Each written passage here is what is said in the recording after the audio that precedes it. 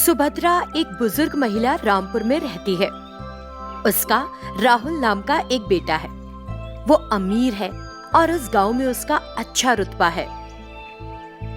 वो अपने बेटे की शादी वनजा नाम की लड़की से करा देती है।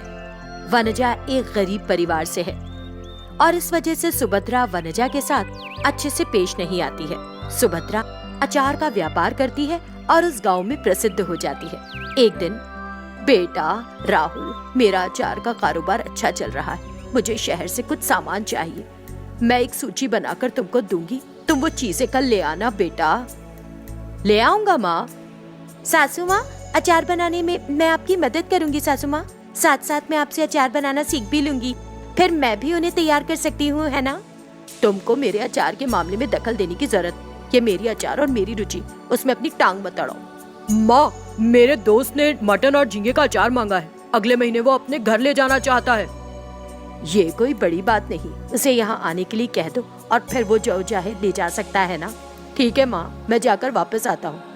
राहुल के घर छोड़ने के बाद सुभद्रा वनजा पर चिल्लाती है, तुम मेरी अनुमति के बिना अचार के मामलों में ना पड़ो।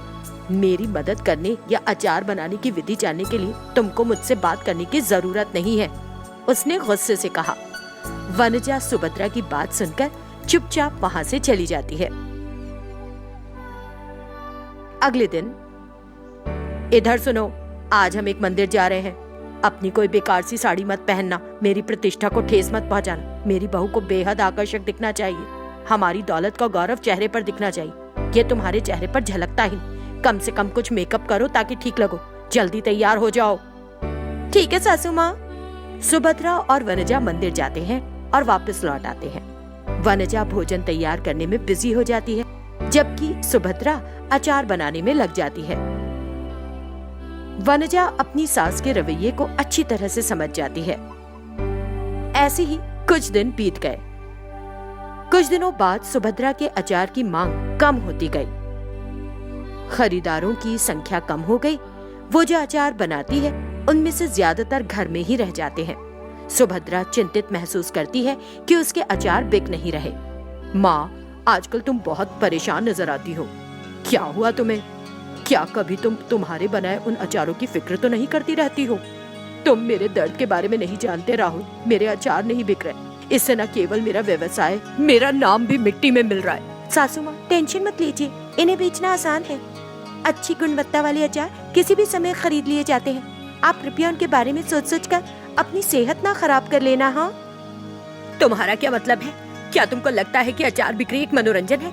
तुम अपने आप को समझती क्या? तुमको घर में ठीक से खाना बनाना भी नहीं आता और तुम कहती हो कि अचार बेचने का आसान काम है। तुम्हारी ये कहने की हिम्मत कैसे हुई कि मेरे अचार स्वादिष्ट नहीं? क्या तुम जानती भी हो उन्हें कैसे तैयार करना और बेचना है? सॉरी सासू माँ, माफ कर दीजिए मुझे। सिर्फ सॉरी कहने से नहीं होगा, तुम अचार बेचो और साबित करके दिखाओ, तब पता चलेगा। ठीक है सासू माँ, मैं बेचूंगी और साबित करके दिखाऊंगी। वनजा अपनी सास सुभद्रा की चुनौती स्वीकार करती है। वो अपना अचार बेचने लगती है।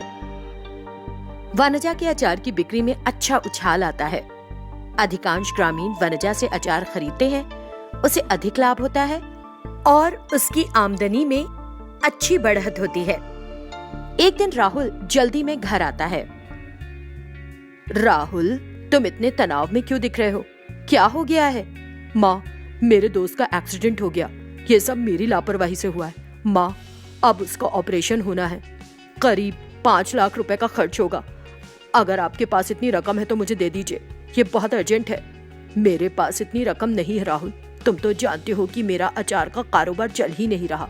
जब सुभद्रा और राहुल चिंता करते रहते हैं तो वनजा आती है और अपनी बचत के पैसे से 5 लाख रुपए देती है। सुभद्रा को अपनी बहू पर शक होता है और तुझे कहाँ से मिले ये पैसे? किसने दिए? हाँ सासू माँ, ये मेरी मेहनत की कमाई है। मेरे अचार के कारोबार में बहुत सुधार हुआ और उसी से मैंने ये पैसा कमाया है।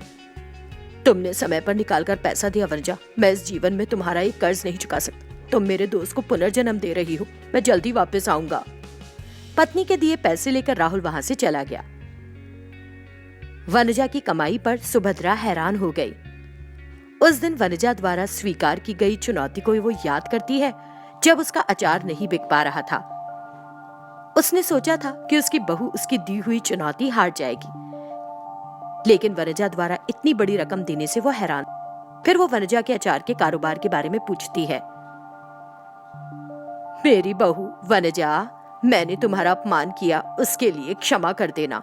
मैं तुम्हारे अचार के कारोबार की अच्छी तरह से चलने से बहुत खुश हूँ, लेकिन तुमने अचार बनाना कहाँ से सीखा? ओह सासू माँ, मैंने जैत्रा फूड से अचार ऑनलाइन खरीद लिया, बस इतना ही। अचार अच्छे और स्वादिष्ट होने के कारण सभी लोग मुझसे ही खरीदते हैं आजकल। इतने टेस्टी हैं। मैं भी अब से यही अचार खरीदूंगी। मुझे इसे खरीदने का तरीका तो बताओ। बहुत आसान है सासू माँ। जैत्रा फूड्स हैदराबाद और उसके आसपास रहने वाले लोगों के लिए उपलब्ध है। अगर हमें वो अचार चाहिए तो jaitrafood.com वेबसाइट के जरिए से प्राप्त कर सकते हैं। वो डोर डिलीवरी भी करेंगे। इनका अचार बहुत ही स्टैंडर्ड वाला और स्वाद में लाजवाब होता है सासू माँ। उनके अचार में हमारी दादी नानी द्वारा बनाए गए अचार के स्वाद और मानक है, इसलिए इनका अचार सभी को पसंद आता है। इसीलिए यदि आपको खरीदना है तो कृपया जैत्रा फूड की वेबसाइट ब्राउज करें और प्राप्त करें। सुभद्रा को वनजा के माध्यम से जैत्रा फूड्स के अचार के बारे में पता चला और उसने तुरंत सारे अचार खरीद लिए।